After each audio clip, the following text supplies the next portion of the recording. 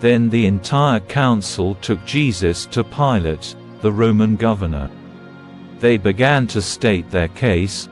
"This man has been leading our people astray by telling them not to pay their taxes to the Roman government and by claiming he is the Messiah, a king." So Pilate asked him, "Are you the king of the Jews?" Jesus replied, "You have said it." Pilate turned to the leading priests and to the crowd and said, "I find nothing wrong with this man." Then they became insistent. "But he is causing riots by his teaching wherever he goes, all over Judea, from Galilee to Jerusalem." "Oh, is he a Galilean?"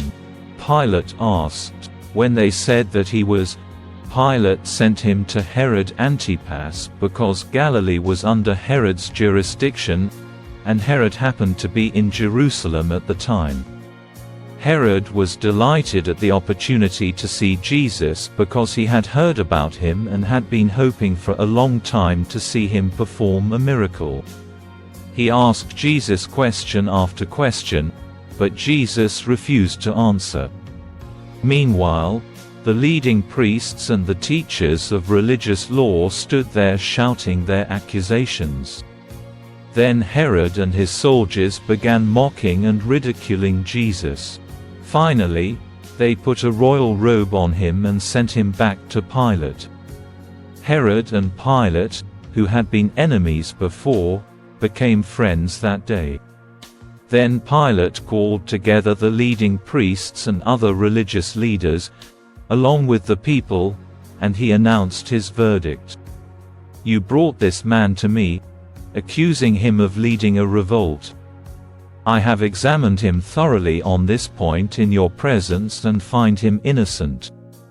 Herod came to the same conclusion and sent him back to us. "Nothing this man has done calls for the death penalty, so I will have him flogged, and then I will release him." Then a mighty roar rose from the crowd, and with one voice they shouted, "Kill him, and release Barabbas to us." Barabbas was in prison for taking part in an insurrection in Jerusalem against the government, and for murder. Pilate argued with them because he wanted to release Jesus. But they kept shouting, "Crucify him! Crucify him!" For the third time, he demanded, "Why? What crime has he committed? I have found no reason to sentence him to death. So I will have him flogged, and then I will release him." But the mob shouted louder and louder, demanding that Jesus be crucified, and their voices prevailed. So Pilate sentenced Jesus to die as they demanded. As they had requested, he released Barabbas, the man in prison for insurrection and murder. But he turned Jesus over to them to do as they wished.